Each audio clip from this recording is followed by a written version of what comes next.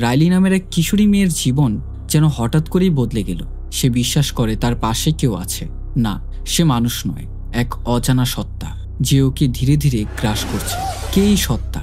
রাইলির ভেতরেই কি লুকিয়ে আছে ভয়ঙ্কর কিছু, নাকি ওর চারপাশেই ঘুরে বেড়াচ্ছে এক অতৃপ্ত আত্মা? আর তখনই রাইলির পাশে এসে দাঁড়ায় এক রহস্যময় সাইকিয়াট্রিস্ট এবং তার মেয়ে। সেই সাথে এই সাইকিয়াট্রিস্ট যেন তেন কোনো সাইকিয়াট্রিস্ট নয়, তার ভেতরে রয়েছে এক অলৌকিক শক্তি।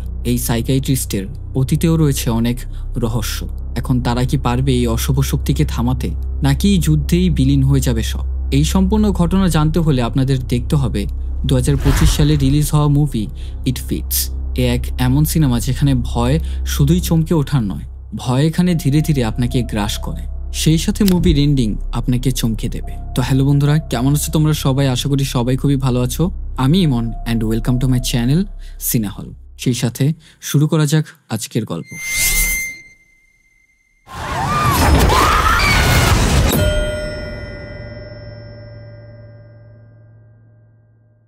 একটা পরিত্যক্ত স্কুল, চারিপাশটা সম্পূর্ণ নিস্পন্দ, নেই কোনো শোর শব্দ। সম্পূর্ণ স্কুল জুড়ে দেখা যায় কাগজের সমাহার। প্রত্যেকটা কাগজে লেখা হেল্প মি। সিনথিয়া একটা বই দেখতে পায়। বইটা ছোট একটা বাচ্চার, নাম লেখা লেরি।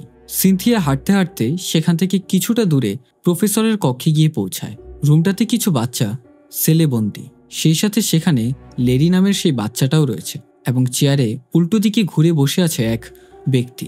অল্পস্বরে সিনথিয়া লেরিকে বলছে, এটা শুধুমাত্র তোমার মনের একটা ভ্রম। তুমি চাইলেই এখান থেকে বেরিয়ে যেতে পারো।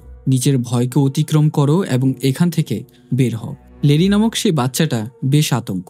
সে প্রফেসরের ভয়ে কিছুতেই এখান থেকে বের হতে পারছে না। এরই মাঝে প্রফেসর হঠাৎ আচমকা তাকে ধমক দিয়ে বলল, তার সাথে কথা বলো না। সিনথিয়া বাচ্চাটিকে আশ্বস্ত করে, তুমি ভয় পেও না, এখান থেকে কোনো মতে তুমি বের হও। তার কথাগুলো প্রফেসরের কাছে ভালো লাগছে না। সেই সাথে সে হঠাৎ করে পিছে মুড়ে তাকায়। টেবিলের সামনে থাকা গ্লাসটা অলৌকিক এক শক্তি দ্বারা ভেঙে ফেলে। তারই এক টুকরো সিনথিয়ার হাতে গিয়ে লাগে। সেই সাথে প্রফেসরকে দেখে বোঝা যাচ্ছিল এ কোনো সাধারণ ব্যক্তি নয়, কারণ চেহারা সম্পূর্ণ বিকৃত। সিনথিয়া বুঝতে পারে সে অবয়ব রেগে গেছে, যার ফলে লেরির কাছ থেকে সেখান থেকে সে বিদায় নেয়। হঠাৎ করে সিনথিয়ার জ্ঞান ফিরে আসে। এখন আমরা লেরিকে দেখতে পাই। হসপিটালের রিসেপশনিস্ট পদে চাকরি করে লেরি। স্কুলে থাকতে লেরির জীবনে কিছু ট্রমাটিক ইভেন্ট ঘটেছিল, যা সে আজও অবধি ভুলতে পারেনি। তাই সে কিছুদিন যাবৎ সিনথিয়ার কাছে থেরাপি সেশনের জন্য আসে। তবে সিনথিয়ার কিছু অলৌকিক শক্তি রয়েছে। এই শক্তিগুলো সে বংশগতভাবেই পেয়েছে, যেমন সে অতিপ্রাকৃত অবয়বদেরকে দেখতে পায়। সেই সাথে তার বিশেষ কিছু শক্তির দ্বারা মানুষের মস্তিষ্কের গভীর অংশে, যেমন সাবকনশিয়াস মাইন্ডে প্রবেশ করতে পারে, যা কোনো সাধারণ মানুষের পক্ষে সম্ভব নয়। তার এই অলৌকিকত্ব যেমনটা গড গিফটেড, ঠিক সেই সাথে এর কিছু নেগেটিভ দিকও রয়েছে। যদি সে কারো মানুষের ইন্নার মাইন্ডে প্রবেশ করে এবং সেখানে গিয়ে নিজের কোনো ক্ষতি করে ফেলে, বাস্তবেও তার শরীরে ঠিক একই আঘাত পাবে, যেমনটা দেখা যায় তার হাতের মধ্যে। লেরির সাবকনশিয়াস মাইন্ডে প্রবেশ করার পর সেখানে সে কাচের টুকরো দ্বারা আঘাত পেয়েছিল, যা কিনা বাস্তবেও প্রতিফলিত হয়েছে। সজ্ঞানে আসার পর সিনথিয়া তার রুমে গিয়ে পৌঁছায়। প্রতিবারই এই কাজটা করার পর সে প্রচণ্ড টায়ার্ড হয়ে পড়ে। কিচেন রুমে গিয়ে সেখানে বসে পড়ে এবং লেরির সেই কেসটা নিয়ে ভাবছে। সিনথিয়ার একমাত্র মেয়ে জর্ডান সেখানে এসে পৌঁছালে সিনথিয়া তাকে জিজ্ঞেস করে, তুমি একটু লেরির সম্পর্কে খোঁজ নাও। ক্লাস 4 থেকে ক্লাস 8 অবধি তার স্কুলে স্পোর্টস টিচার কে ছিল। জর্ডান লেরির কাছে গিয়ে পৌঁছায়। সেখানে তাদের মাঝে কিছু টুকটাক কথা হয়। তারই মাঝে লোকটা তার কাছে জানতে চায়, তোমরা এই বিষয়গুলো প্রকাশ করছো না কেন? এইভাবে তো তোমরা আরো অনেক মানুষকে সাহায্য করতে পারবে। জর্ডান জানায়, এখানে অনেক বিষয় রয়েছে। সেই সাথে বাইরের জগতে আমার মা শুধুমাত্র একজন সাইকিয়াট্রিস্ট, এছাড়া কিছুই না। কৌতূহলবশত লেরি তাকে জিজ্ঞেস করে, এই আধ্যাত্মিকতার বিষয়টা কি তোমাদের বংশ থেকে এসেছে, নাকি শুধু তোমার মাই এমনটা পারে? জর্ডান এই উত্তরে জানায়, তার বাবা এবং তার মা উভয়ই এই আধ্যাত্মিক শক্তির অধিকারী। লেরি যখন জানতে চায় যে সে পারে কিনা, এর উত্তরে জর্ডান জানায় সে সবেমাত্র শিখছে, তবুও এখনো অবধি তার মায়ের মতো হতে পারেনি। কথোপকথনের এক পর্যায়ে হঠাৎ দরজায় কে যেন নক করল। বাহিরে বৃষ্টি হচ্ছে। হলুদ ড্রেসে লাল রেইনকোট পরিহিত এক ছোট মেয়ে তাদের ঘরে প্রবেশ করার জন্য ব্যাকুল হয়ে পড়েছে। সে বলছে সিনথিয়ার সাথে সে ইমিডিয়েটলি দেখা করতে চায়। জর্ডান বলে, আজকে তো মায়ের সম্ভবত কোনো ক্লায়েন্ট আর আসার কথা নয়। মেয়েটা জোরালো কণ্ঠে বলতে লাগলো, আমার এখনই দেখা করতে হবে, যে কোনো উপায়ে তার সাথে আমার দেখা করতেই হবে। আমি এখানে একটা বিপদে পড়ে এসেছি, তাড়াতাড়ি করুন, না হলে আমার বাবা চলে আসবে। আমি আমার বাবার চোখ ফাঁকি দিয়ে এখানে চলে এসেছি। জর্ডান তার পরিস্থিতি কিছুটা বোঝার পর তাকে ঘরে জায়গা দেয় বসার জন্য। জর্ডান তাকে বুঝিয়ে বলে যে আমাদের অনেক প্রসিজার আছে, ওগুলো পার করার পর তুমি সাইকিয়াট্রিস্টের সাথে দেখা করতে পারবে। তবে তোমার সাথে যা যা হয়েছে তুমি আমার কাছে বলতে পারো। সম্পূর্ণ ঘটনা আমি নোট ডাউন করছি। তার নাম জিজ্ঞাসা করা হলে সে জানায় তার নাম রাইলি হ্যারিস, মেয়ের বয়স 14 বছর। জর্ডান তাকে জিজ্ঞাসা করে তুমি আমার মায়ের সম্পর্কে কিভাবে জানলে? এর উত্তরে সে জানায় একজন মহিলা যার নাম আগাথা তার বাবার সাথে দেখা করতে এসেছিল।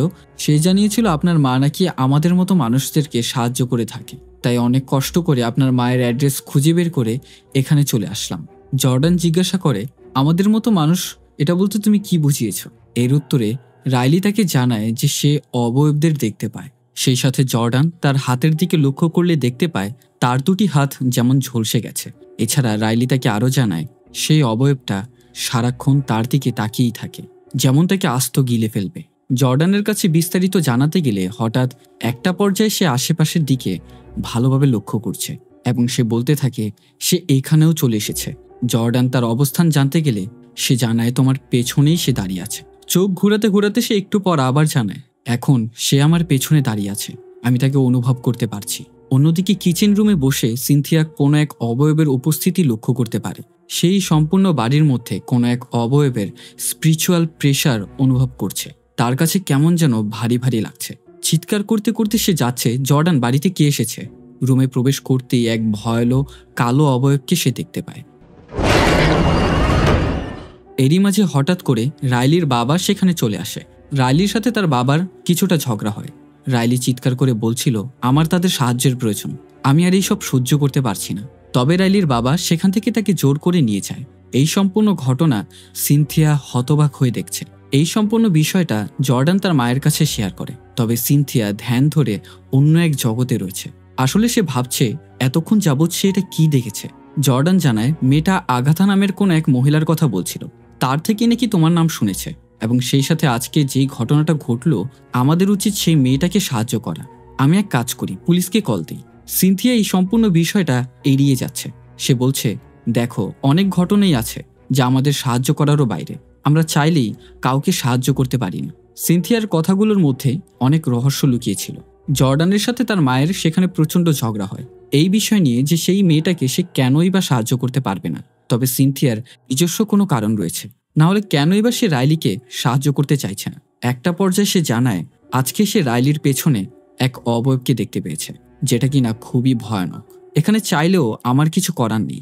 যদিও আমি সেই মেয়েটাকে সাহায্য করতে যাই তাহলে নিজেদেরই ক্ষতি হবে, তাই এই বিষয়টাকে নজর আন্দাজ করাটাই শ্রেয়। জর্ডান ক্ষিপ্ত হয়ে তার মাকে দোষারোপ করতে থাকে তুমি আমার বাবার থেকেও নিকৃষ্ট, আমার বাবা অন্যের বিপদে ঝাঁপিয়ে পড়তো, তবে তুমি তেমনটা নও। সিনথিয়া এর উত্তরে জানায় আজকে যদি তোমার বাবা মানুষের সাহায্য করে না থাকতো তাহলে আজকে সে আমাদের সাথে থাকতো। কথাটা শুনে রাগ ধরে সে সেখান থেকে চলে যায়। রাতের বেলা জর্ডান তার রুমে বসে রিসার্চ করছে। সে সেই আগাথা বেকার নামের মহিলাকে খুঁজে বের করে, যার কথা রাইলি তাকে বলেছিল। হঠাৎ রুমের মধ্যে সিনথিয়া চলে আসলে সে সেই বিষয়টা লুকিয়ে ফেলে। জর্ডান সিনথিয়ার কাছে জানায় সে লেডির কেসটা নিয়ে একটু ঘাটাঘাটি করছিল এবং যে টিচারের কথা তুমি জানতে চেয়েছিলে তার অ্যাড্রেস আমি খুঁজে পেয়েছি। সিনথিয়া জর্ডানকে মনোযোগ দিয়ে কিছু কথা শুনতে বলে। সে তার কাছে প্রকাশ করে এই সমস্ত কেস থেকে যেন সে দূরে থাকে, কেননা সে শুধুমাত্র মানুষদেরকে থেরাপি দিয়ে থাকে, এর বাহিরে কিছুই না। এক্সাম্পল হিসেবে ধরো আমি মেয়েটাকে সাহায্য করতে গেলাম, যদি মেয়েটার কোনো ক্ষতি হয়ে যায় এটা কি বহির্বিশ্ব মেনে নেবে? সমাজ সায়েন্সে বিশ্বাস করে, আধ্যাত্মিকতায় বিশ্বাসী না। তবে সিনথিয়া এখানে এক কথা ফাঁস করে, সেটা হচ্ছে আজকে যেই মেয়েটাকে সে দেখেছে ঠিক একই ঘটনা তার বাবারই একটা ক্লায়েন্টের সাথে ঘটেছিল। ওই মহিলার ওপরেও এক অবয়ব ভর করেছিল এবং সবশেষে দেখতেই তো পেয়েছো তোমার বাবা কতটা কষ্ট নিয়ে মারা গেছে। হ্যাঁ, জর্ডানের বাবা মারা গেছে, তবে কি কারণে এবং কিভাবে মারা গেছে তা এখনো অবধি জানা যায়নি। সেদিন রাতে জর্ডান একটা স্বপ্ন দেখতে পায়। স্বপ্নের মাঝে সে চলে যায় তার শৈশবে। জায়গাটা তাদের পুরনো বাড়ি, যেখানে আগে তারা বসবাস করত। সে তার সামনে একটা মই দেখতে পায়, সম্ভবত উপরে তার বাবা রয়েছে। যখন তার বাবাকে ডাক দেয় ঠিক সেই মুহূর্তেই তার ঘুম ভেঙে যায়। এখন পরের দিন সকালবেলা ঘুম থেকে উঠতে না উঠতেই সে রেডি হয়ে কোথায় যেন যাচ্ছে। তার মা তাকে জিজ্ঞাসা করলে সে জানে তার ফ্রেন্ডদের সাথে দেখা করতে যাচ্ছে। জর্ডান সেখান থেকে চলে যাওয়ার পরপরই দেখা যায় সিনথিয়া এতক্ষণ যাবৎ বসে বইয়ের মধ্যে সে অবয়বটা ড্রয়িং এঁকেছে। জর্ডান তার মায়ের কাছে মিথ্যা কথা বলে ঘর থেকে বের হয়ে সে আগাথা নামের মহিলার বাড়িতে গিয়ে পৌঁছায়। পার্সোনালি আগাথাকে সে চেনে না, তবে আগাথার কাছ থেকে সে জানতে পারে যে সে তার মায়ের খুব ভালো ফ্রেন্ড। সে তার কাছে জানতে চায় হঠাৎ তার বাড়িতে এসেছে। এমনিতে তার বাড়িতে সচরাচর কোনো গেস্ট আসে না। জর্ডান সেখানে আসল কথায় আসে। তাদের বাড়িতে গতকাল একটা ঘটনা ঘটে গেছে। তাকে জানায় সে রাইলি হ্যারিস নামে কাউকে চেনে কিনা। এছাড়াও সে আরও জানায় সেই মেয়েটা তার কাছে বলেছে রাইলির বাবার কাছে নাকি আপনি আমাদের অ্যাড্রেস দিয়েছিলেন। কিছুক্ষণ চিন্তাভাবনা করার পর আগাথার মনে আসে র্যান্ডাল হ্যারিস নামে এক ব্যক্তির কাছে সে অ্যাড্রেসটা দিয়েছিল। লোকটা ক্যানিলওয়ার্থে থাকে। জর্ডান এখন একে একে তার সম্পূর্ণ তথ্য নেওয়া শুরু করে। র্যান্ডাল একজন কার্পেন্টার। এই গত বছর আগে নাকি আগাথার মায়ের কিছু ফার্নিচার সে রিপেয়ার করতে এসেছিল, সেখান থেকেই তাদের পরিচয়। এছাড়াও বছরখানেক আগেই নাকি সেই লোকটার স্ত্রী মারা যায়। জর্ডানের প্রশ্ন আসে তাহলে সবকিছুই তো ঠিক ছিল, তো কেনই বা আমার মায়ের অ্যাড্রেসটা তার কাছে দিতে গিয়েছেন? এর উত্তরে আগাথা জানায় মেয়েটাকে দেখে কিছুটা সুবিধার মনে হয়নি। তার হাতের মধ্যে ক্ষতের দাগ ছিল। এই বিষয়ে র্যান্ডালের কাছে আমি জিজ্ঞেস করলে সে জানায় এটা নাকি চর্মরোগ। তবে আগাথার কাছে মনে হয় সেই মেয়েটা ট্রমাতে ভুগছে। এই কারণেই তার মায়ের ভিজিটিং কার্ডটা তাদের কাছে দিয়েছিল। এখন সবকিছুর পরিপ্রেক্ষিতেই জর্ডানের কাছে বিষয়টা খুবই রহস্যজনক মনে হচ্ছে। তাই আগাথার কাছ থেকে রিকোয়েস্ট করে র্যান্ডালের বাড়ির অ্যাড্রেসটা সে নিয়ে নেয়। অন্যদিকে সিনথিয়া পুলিশ স্টেশনে থাকা তার এক ফ্রেন্ডের সাথে কথা বলছে। লোকটার নাম জন। সিনথিয়া তার একজন ক্লায়েন্ট যার নাম লেরি তার কেসটা নিয়ে তার সাথে কিছুটা ডিসকাস করে এবং তার ফ্রেন্ড জনের কাছ থেকে জানতে চায় সেই টিচারের তথ্য।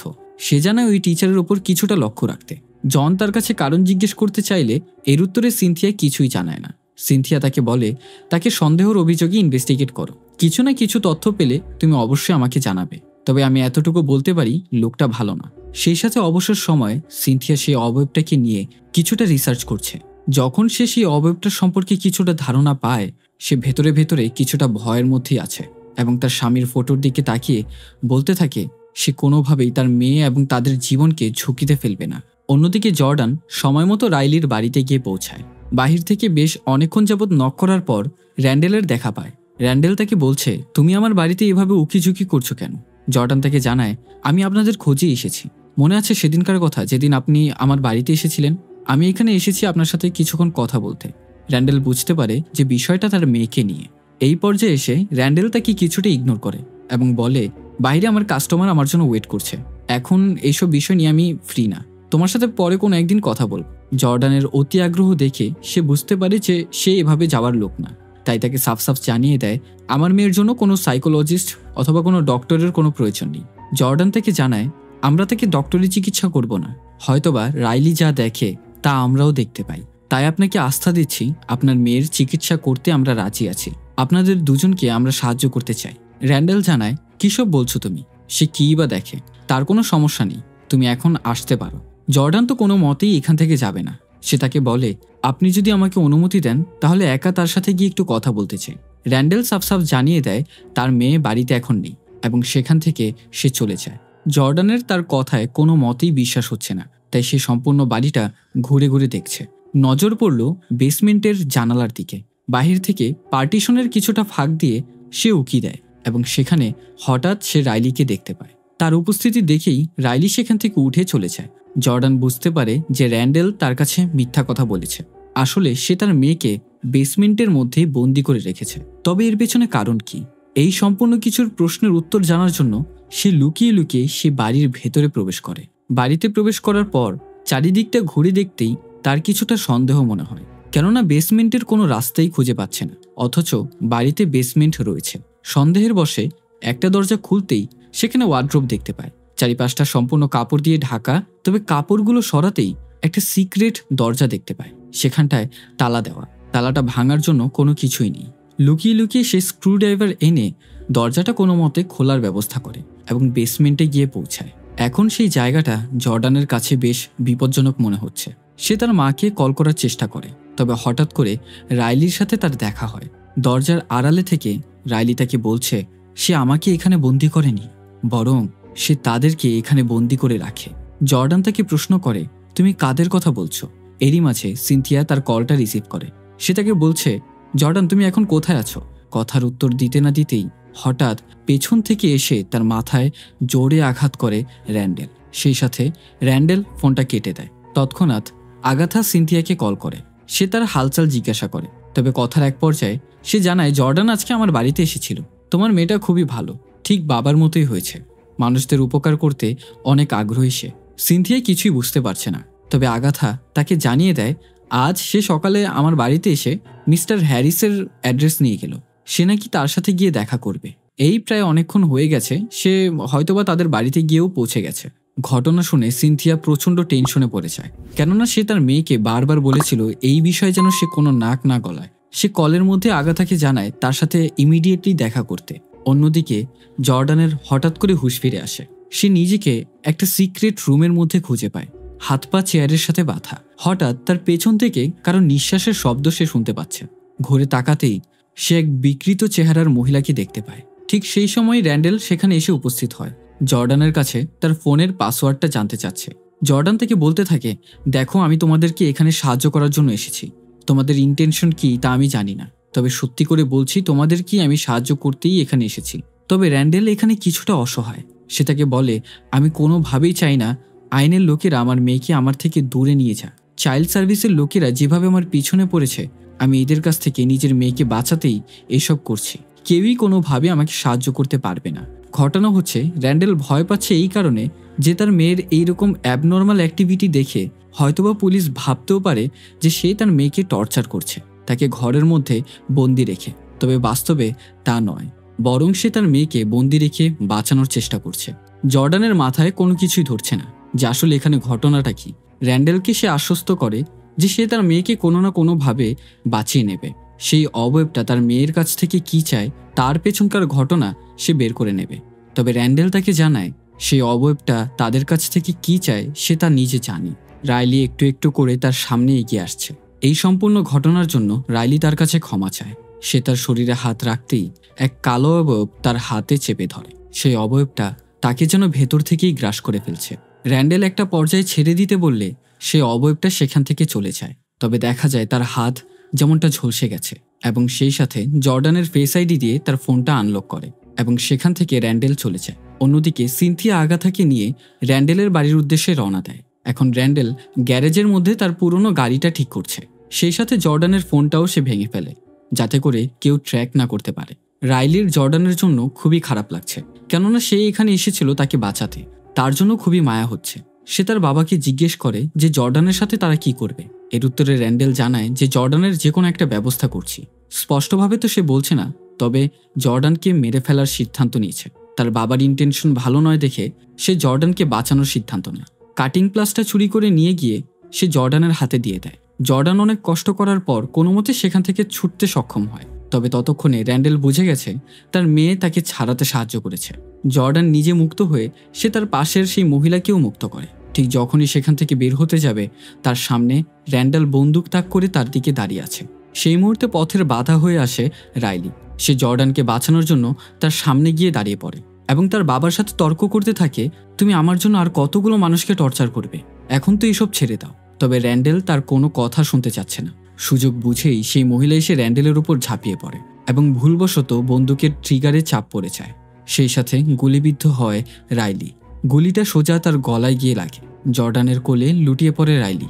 আচমকা জর্ডানের অস্বস্তি লাগা শুরু হয়। জর্ডান দেখছে চারিপাশটা সম্পূর্ণ অন্ধকার এবং দেখতে পায় সেই কালো অবয়বকে। সে অবয়ব যেমন জর্ডানের ওপর ভর করছে, সেই সাথে নানা ধরনের ভিশন দেখা শুরু করে। একটা পর্যায়ে গিয়ে সবকিছু ঠিক হয়ে যায়। র্যান্ডেল ততক্ষণে সেই মহিলাকে খুন করে ফেলে। সব ঠিক হয়ে যাওয়ার পর তৎক্ষণাৎ সেখান থেকে জর্ডান উঠে বাইরের দিকে চলে যায় এবং রাস্তায় তার মায়ের সাথে দেখা হয়। র্যান্ডেল তখন ধরা পড়ে যাবে বিধায় সেখান থেকে তার মেয়ের ডেড বডিটা রেখেই পালিয়ে যায়। তৎক্ষণাৎ সিনথিয়া জর্ডানকে নিয়ে পুলিশ স্টেশনে চলে যায়। সেখানে তার জনের সাথে কথা হয়। জন ইতিমধ্যেই সেখানে সার্ভেলেন্সের একটা টিম পাঠিয়ে দেয়। সেই বেসমেন্ট থেকে তারা রিসার্চ করে যা জানতে পারে, সেখানে আরও কয়েকজনের মরদেহের অংশবিশেষ পাওয়া গেছে। ইনভেস্টিগেশনের এক পর্যায়ে তারা জানতে পারে যে র্যান্ডেলের টার্গেট হচ্ছে যেই সমস্ত মানুষেরা সমাজের বাইরে থাকে, মানে যাদের কোনো ফ্যামিলি নেই, এই সমস্ত মানুষদেরকে সে টার্গেট করত এবং এই বেসমেন্টে নিয়ে এসে টর্চার করত। তবে কী কারণে সে এই কাজগুলো করত তা এখনও জানা যায়নি। এখন জর্ডানকে পুলিশ স্টেশনে জিজ্ঞাসাবাদ করা হচ্ছে। সেখানে তাকে প্রশ্ন করে তার হাতের মধ্যে এমনটা কিভাবে হয়েছে। এর উত্তরে সে জানায় তার কোনো কিছু মনে নেই, তখন সে অজ্ঞান ছিল। তবে এখনও তার মাথায় কিছুটা সমস্যা হচ্ছে। স্টেটমেন্ট দেওয়ার একটা পর্যায়ে হঠাৎ জর্ডান সে অবয়বকে দেখতে পেয়ে প্রচণ্ড ভয় পেয়ে যায়। মুহূর্তের মধ্যেই সেখান থেকে উধাও। এর পরবর্তীতে জর্ডানকে বাড়িতে নিয়ে যাওয়া হয়। সেখান থেকে বেঁচে ফেরার পর জর্ডান তার মাকে জড়িয়ে ধরে কান্না করতে থাকে। সে ভেবেছিল হয়তো তার মায়ের সাথে আর কোনোদিনই দেখা হবে না তার। সিনথিয়া জর্ডানের ওপর প্রচণ্ড রেগে যায়, কেননা সে বলেছিল এই ঘটনা থেকে সে যেন দূরে থাকে। সে পুনরায় তার বাবার মতো একই কাজ করেছে। এখন জর্ডান সম্পূর্ণ সত্য কথা তার মায়ের কাছে শেয়ার করে, যে আসলে সেই বাড়িতে তার সাথে কি কি হয়েছে। সে জানায় রাইলি যখন মারা যায় তার ভেতরের সেই পৈশাচিক আত্মা তার শরীরের ভেতর প্রবেশ করেছে। এখন সেই অবয়বটাকে দেখতে শুরু করেছে। জর্ডান তার মায়ের কাছে রিকোয়েস্ট করতে থাকে যেন সে তার মাইন্ডের ভেতরে প্রবেশ করে। সিনথিয়া তার এই সম্পূর্ণ কথায় একটুও বিশ্বাস করছে না। তার কাছে মনে হচ্ছে সে শুধুমাত্র হ্যালুসিনেট করছে। তবে জর্ডান তার মায়ের দিকে প্রশ্ন ছুড়ে দেয়, তাহলে আমার হাতে এই চোটগুলো কিভাবে আসলো? সে বলে, তুমি আমার মাইন্ডের ভেতরে কেন প্রবেশ করতে চাচ্ছ না? সেখানে আমাদের অতীতের ঘটনাগুলোর মুখোমুখি হতে হবে বলে? তুমি আসলেই একটা কাওয়ার্ড। কথাটা বলেই জর্ডান সেখান থেকে চলে যায়। পেছন থেকে আগাথা সম্পূর্ণ কথোপকথন শুনতে পায়। জর্ডান সেখান থেকে চলে যাওয়ার পরে আগাথা তাকে বলতে থাকে, অতীতে তুমি এর থেকেও আরো বেশি কিছু সাফার করে এসেছো, তো এখন সমস্যাটা কোথায়? তোমার মেয়েকেই তো তুমি সাহায্য করবে। ভয় না পেয়ে তার পাশে দাঁড়াও, তাকে সাহায্য করো। একটা পর্যায়ে সিনথিয়া নিজের মনকে শক্ত করে রাজি হয়। সেই সাথে আগাথাকে জানায়, যদি আমার অবস্থা বেশি খারাপ হতে থাকে তাহলে অবশ্যই তুমি আমাকে জাগিয়ে দেবে। এই বলে সে জর্ডানের মাইন্ডে প্রবেশ করে। জর্ডানের মাইন্ডে প্রবেশ করার পর সর্বপ্রথম সে পৌঁছায় একটা হসপিটালের বাইরে। সেখানে সে দেখতে পায় বাইরে একটা নিউজ পেপার টানানো আছে, যেখানে লেখা একজন থেরাপিস্ট একটা মহিলাকে সুইসাইড করতে বাধ্য করেছে। সেই থেরাপিস্ট নিজেকে নির্দোষ প্রমাণ করার জন্য আদালতে স্টেটমেন্ট দিয়েছিল যে সেই মহিলার ভেতর একটা ডিমন ছিল, এবং এই থেরাপিস্ট আর কেউই নয়, সিনথিয়ার স্বামী। সিনথিয়া আবার মন্ত্রচায়ন করে এবং আরেকটা জায়গায় গিয়ে পৌঁছায়। সেটা হচ্ছে তাদের পুরনো বাড়িতে। বাড়ির বাইরে বেঞ্চে বসে আছে ছোট্ট জর্ডান। সিনথিয়া সেই ছোট্ট জর্ডানকে জিজ্ঞেস করে, তুমি কি আমার সাথে বাড়িতে প্রবেশ করবে? জর্ডানের অত সাহস নেই বাড়ির ভেতরে প্রবেশ করার। যখন সিনথিয়া বাড়ির ভেতরে প্রবেশ করতেই যাবে, হঠাৎ সে পেছন থেকে দেখতে পায় তার স্বামী তাকে বাধা দিচ্ছে বাড়ির ভেতরে যেন সে প্রবেশ না করে। তবুও সে বাধা অতিক্রম করে বাড়ির ভেতরে প্রবেশ করে। সে দেখতে পায় সম্পূর্ণ বাড়িটা অন্ধকারে আচ্ছন্ন। সিঁড়ি দিয়ে ওপর তলায় যাওয়ার সময় দেখতে পায় সেখানে গাছের ডালপালা শেকড় দিয়ে সম্পূর্ণ বাড়ি আবিষ্ট। সেই সাথে হঠাৎ পাশে তাকাতেই সেই অবয়ব তার হাতের মধ্যে জোরে চেপে ধরে। তার হাত যেমন আগুনে ঝলসে যাচ্ছে। সিনথিয়া এক জোরে চিৎকার দিয়ে ওঠে। দেখা যায় বাস্তবেও তার হাত জ্বলে পুড়ে যাচ্ছে। এই বিষয়টা দেখেই আগাথা কিছু বুঝতে না পেরে সে তাকে এক জোরে থাপ্পড় দিয়ে বসে এবং সেই সাথে সিনথিয়ার হুঁশ ফিরে আসে। সেদিনের জন্য সিনথিয়া এই বিষয়টা এড়িয়ে যায় এবং পরদিন সকালবেলা আগাথাকে বাড়িতে রেখে সে বেরিয়ে পড়ে ইনভেস্টিগেশন করার জন্য, যে আসলে কে এই র্যান্ডেল হ্যারিস অথবা তার অতীত কি। সিনথিয়া তার ক্লায়েন্ট লেডির কাছে গিয়ে পৌঁছায়, যে কিনা ওই হসপিটালেই চাকরি করে যে হসপিটালে র্যান্ডেলের মরহুম স্ত্রী ভর্তি ছিল। লেডির কাছে সে র্যান্ডেলের স্ত্রীর সম্পর্কে কিছু একটা জানতে চাচ্ছে, তবে লেডি জানায় এটা খুবই কনফিডেন্সিয়াল একটা ম্যাটার, তাকে সে কোনোভাবেই জানাতে পারবে না। তবু যেহেতু তার সাথে পার্সোনালি খুব ভালো একটা সম্পর্ক, সেই বিধায় সে তাকে সম্পূর্ণ ডিটেলস দিয়ে দেয়। র্যান্ডেলের স্ত্রীর নাম ছিল সামান্থা হ্যারিস। তার রোগের ধরন ছিল সে মানুষের মাংস খেত, যেটা কিনা খুবই রেয়ার একটা কেস। ডক্টর উইটেকার এই কেসটা হ্যান্ডেল করেছিল। তার কাছ থেকে সিনথিয়া ডক্টর উইটেকারের অ্যাড্রেসটা নিয়ে তার বাড়িতে চলে যায়। সিনথিয়া ডক্টর উইটেকারের কাছে সামান্থা হ্যারিসের সম্পূর্ণ ঘটনা জানতে চাচ্ছে, তবে ডক্টরও একই কথা বলছে, এই বিষয়টা সম্পূর্ণই কনফিডেন্সিয়াল। তবে সিনথিয়া তাকে জোরাজুরি করে যে তার ক্লায়েন্টেরও ঠিক একই ধরনের রোগ। বেশ অনেকক্ষণ চিন্তা ভাবনা করার পর এবার ডক্টর উইটেকার মুখ খোলে। সামান্থা হ্যারিস ছিল একজন হিউম্যানিটেরিয়ান নার্স। বলা যায় সরকারের পক্ষ থেকে যেমন বিভিন্ন গ্রামাঞ্চলে সেবা দেওয়া হয়ে থাকে, ঠিক সেই নার্স ছিল সামান্থা হ্যারিস। প্রায় সময় তার এই চাকরির সুবাদে বিভিন্ন দেশে ট্রাভেল করতে হতো। এমনই একদিন সামান্থাকে তার স্বামী এবং তার মেয়ে এখানে নিয়ে আসে। সেই সাথে তাকে হসপিটালের মধ্যে অ্যাডমিট করা হয়। আশ্চর্যের ঘটনা হচ্ছে, হসপিটালে অ্যাডমিট করার 2 সপ্তাহ পর হঠাৎ করেই তার অস্বাভাবিকভাবে চুল পড়তে শুরু করে। এরপর তার দাঁত, এরপর তার নখগুলোও আস্তে আস্তে ঝরে পড়তে থাকে। দেখে যেমনটা মনে হচ্ছিল তার দেহ আস্তে আস্তে পচন ধরছিল। সেই সাথে তার ব্যবহারের মধ্যে অস্বাভাবিক পরিবর্তন দেখা যায়। সিনথিয়া জানায়, আপনার সাথে তার কি কথোপকথন হয়েছিল? ডক্টর উইটেকার বলছে, তখন প্রায় 3 সপ্তাহ হয়ে গেছে। আমি কোনো কিছুতেই বুঝে উঠতে পারছিলাম না যে এই পেশেন্টের সাথে কি হচ্ছে, কেননা গত 40 বছরেও আমি আমার ক্যারিয়ারে জীবনও এমন ঘটনা কখনো দেখিনি। এবং সেদিনই ছিল প্রথমবার যেদিন আমি সায়েন্সে বিশ্বাসী একজন কঠোর মানুষ হঠাৎ করে অলৌকিক জিনিসে বিশ্বাস করতে শুরু করি। সেদিন সে আমাকে হঠাৎ করে কাছে ডাকতে শুরু করে এবং ফিসফিস করে বলছিল কিছু একটা আমাকে ধরেছে, সে এখন আমাদের পাশেই আছে, সে খুবই ক্ষুধার্ত, তুমি কি তাকে দেখতে চাও? সে তার হাত আমার দিকে বাড়ায় এবং যখন সে আমার হাতে স্পর্শ করে সেদিন সায়েন্স আমার কাছে ভিত্তিহীন হয়ে পড়ে। যখন সে আমার হাতে স্পর্শ করেছিল আমার মনে হচ্ছিল যে কোনো এক অজানা শক্তি আমার শরীরের ভেতর থেকে আমার আত্মাকে শুষে নিচ্ছে এবং আমি এইটা বুঝতে পারি যে তাকে এই পৃথিবীর কোনো মেডিসিনই ঠিক করতে পারবে না।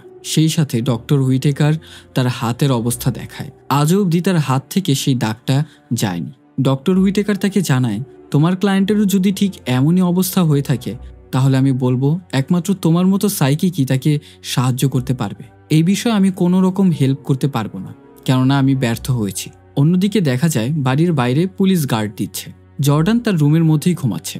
সে আবারও সেই একই ভিশনস দেখতে পায়। সে তাদের ছোটবেলার সেই পুরনো বাড়ির মধ্যে রয়েছে এবং মইয়ের কাছে গিয়ে পৌঁছাতেই উপর থেকে এক কণ্ঠ ভেসে আসে, আমাকে খাবার দাও। ছোট্ট জর্ডান তাকে না জানায় এবং সেই সাথে সেই ওপর থেকে কিছু গাছের শিকড় এসে তাকে টান দিয়ে ভেতরে নেওয়ার চেষ্টা করে। স্বপ্নটা দেখে জর্ডানের ঘুম ভেঙে যায়।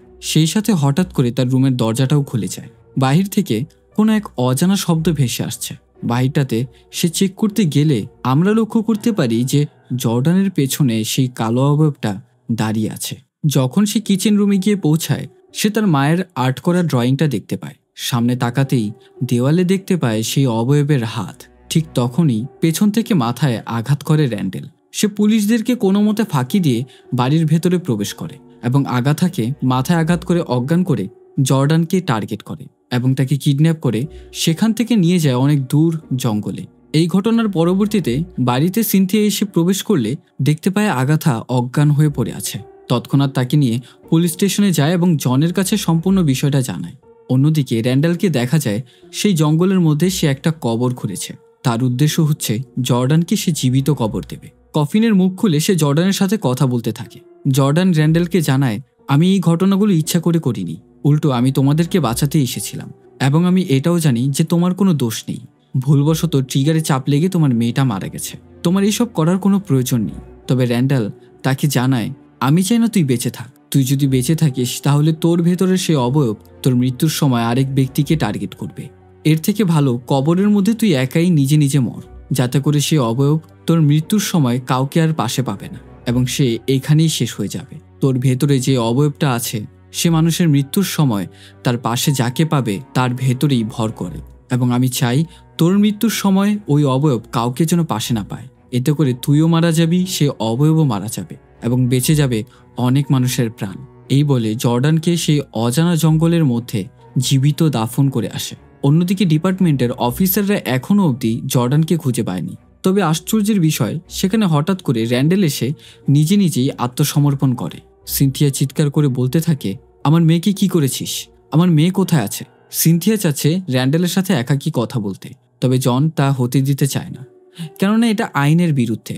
যদি সে তার কোনো ক্ষতি করে বসে তবে বেশ অনেকক্ষণ চিন্তাভাবনা করার পর জন তাকে পারমিশন দেয়। অন্যদিকে জর্ডান সে কফিনের মধ্যে আস্তে আস্তে তার দম বন্ধ হয়ে আসছে। চারিপাশে কিছু নেই। এদিক ওদিক হাত দিতেই সে কফিনের ভেতর একটা টর্চ লাইট খুঁজে পায়। টর্চটা জ্বালাতেই সে দেখতে পায় সেই অবয়ব তার শরীরের ওপর। এখন সিনথিয়া র্যান্ডেলের সাথে গিয়ে কথা বলে। র্যান্ডেল তার মুখ খুলতে চাইছে না।